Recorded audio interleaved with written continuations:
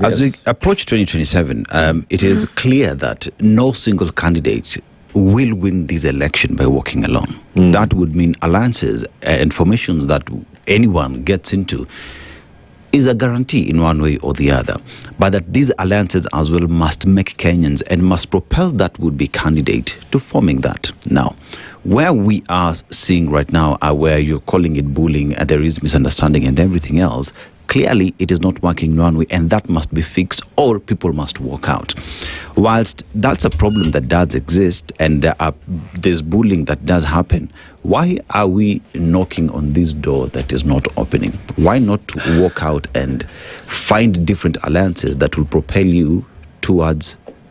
Maybe one is that I think that's a scenario again that was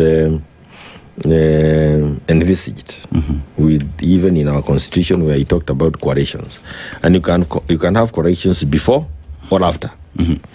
That was provided for in our constitution because clearly you can fail, and you might fail, and looks like we will fail to form a coalition ahead of time. And if we fail to form a coalition ahead of time, it's not the end of the world. It also provides that let everybody run. Yep. If nobody masters 50+1, then you go back, number one and number two. So all these scenarios are there. It's only that we are not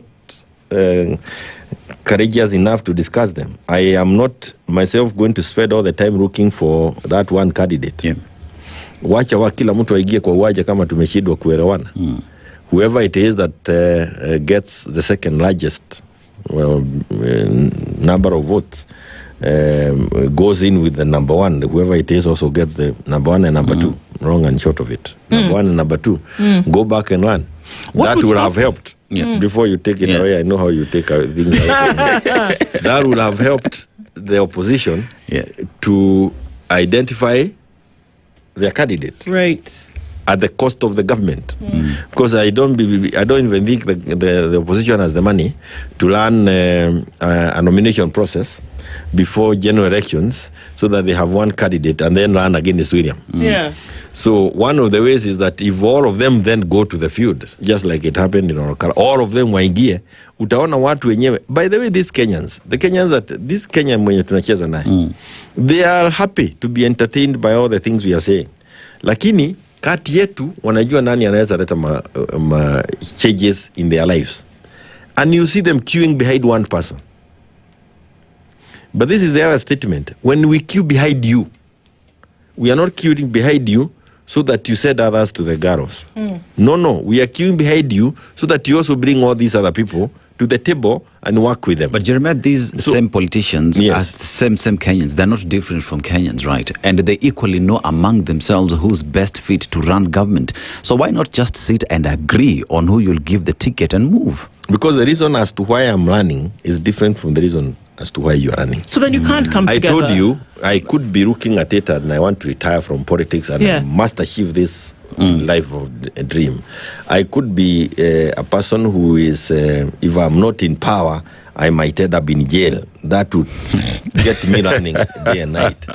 Or I could be a person who is so bitter that I am going to bring you down, come what may.